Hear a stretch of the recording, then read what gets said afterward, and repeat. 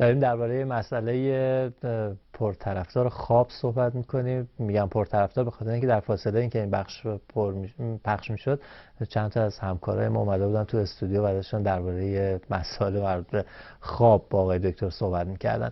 قبل از اینکه بریم استودیو شماره 2، آقای دکتر گفتن که خیلی وقتها مراجعه کننده هایی که پیششون میان ازشون خواسته میشه که خوابهاشون رو بنویسند و پرسش من این بودش که چطور از یک خواب میتونند به یک نتیجه‌ای برسن در درمان یک شخص. چطور این کار میکنید؟ من در این فاصله‌ای که فرصت کوتاهی پیش اومد فکر کنم یه خوابی برام، یه موضوعی برام، فکر کردم خواب دیدین. خوابی دیدم برای خودم. یه موضوعی تو ذهنم اومد. یکی از مراجعینم به من مراجعه کرد، مثلا علت مراجعهش یک خواب تکرار شونده بود. یکی از موضوعاتی که در تعبیر خواب یا در بررسی مسائل خواب اهمیت داره این است که بعضی از اشخاص خوابهای تکرار شونده میبینن و یکی از دوستان هم تو همین فاصله به خواب تکرار شونده دریا اشاره کرد. من همینجا فقط پرانتزی عرض کنم که خواب دریا رو خیلی جدی بگیرن. خواب دریا، خواب کوه، اینها خوابهایی است که پیام‌هایی داره که میشه باز کرد. من یک مراجعی داشتم که اصلا علت مراجعش خوابهای تکرار شونده یک سیب سبز بود که در خواب در فضاهای خیلی ناشناخته‌ای، عمدتاً در فضاهایی که هیچ به اصطلاح دکوراسیون یا چیزی خالی بوده، یک دستی می اومده و به این خانم یک سیب سبز تعارف می‌کرده و به موازات این که ما شروع کردیم ببینیم که این خواب چیه، این دست با یک صدایی هم همراه شد تو خوابهاش و اینکه بعداً تصویر مادر بزرگش هم به این اضافه شد که بهش میگفت این سیبو بخور.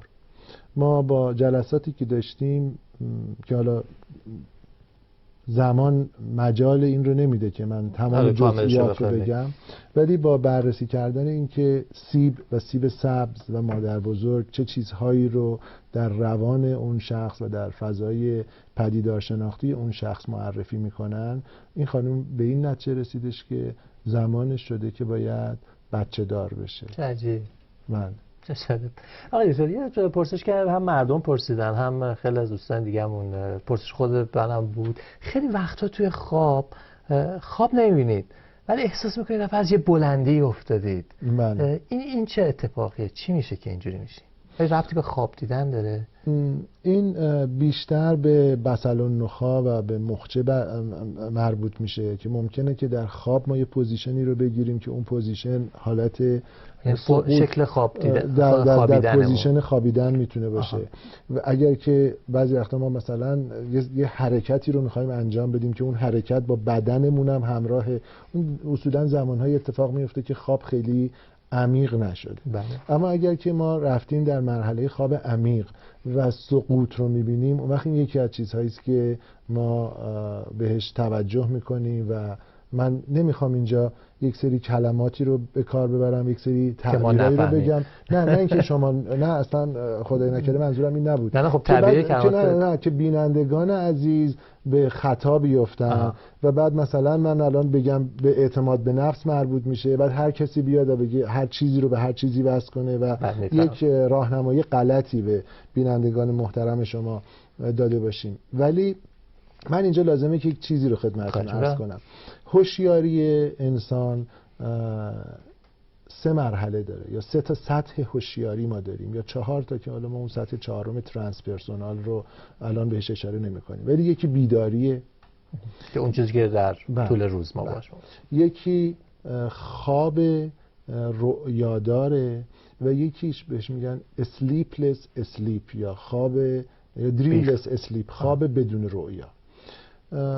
برخی از روانشناسا و متفکرین ترانسپرسونال معتقد هستند که و خیلی از عرفا و خیلی از اشخاصی که در شناخت مسائل عمیق انسانی و ژرف انسانی کار میکنند معتقد هستند که در اون مرحله بدون رؤیای خواب انسان به روح خودش متصل میشه یا به اون منشأ وجودی خودش متصل میشه. این یک کابلی میمونه که وصل میشه و یک سری اطلاعاتی رو آپلود میکنه یا دانلود میکنه.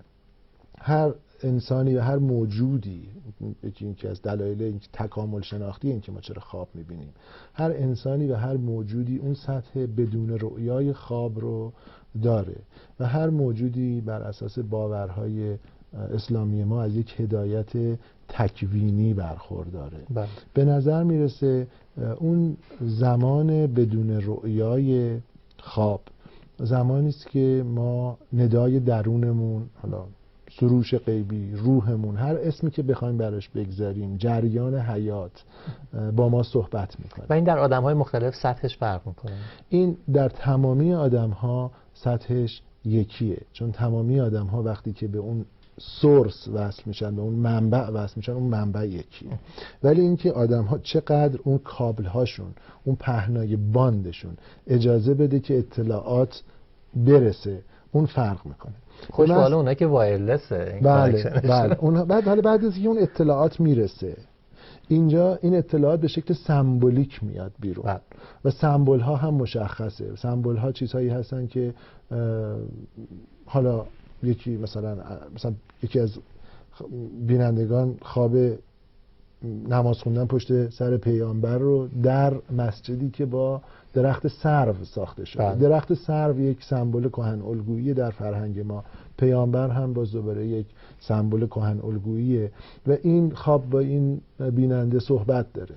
ولی معذرت میخوام حرفتون رو قطع میکنم، ولی مثلا برای من ایرانی سرو یک معنا داره، برای یک کسی که مثلا ممکن در کشور افریقایی زندگی بکنه این یک نشانه دیگه است، یا این یه چیز؟ یک سری نشانه ها هست جهانیه، برای همه یکیه. به اینها یونگ میگه کهن الگو.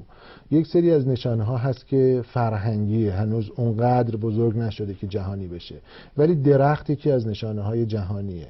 و بعد درخت سرو در فرهنگ ما مثلا با درخت چوب سرخ در فرهنگ آمریکایی میتونه یک معنی رو داشته باشه. درسته که درختش متفاوته ولی هر جفتش سمبل ایستادگی و سربلندی و آزادگیه و برافراشتگی. کلی سوال دارم، بریم سر استاد شما رو برگردیم و دوباره سلام ندارم.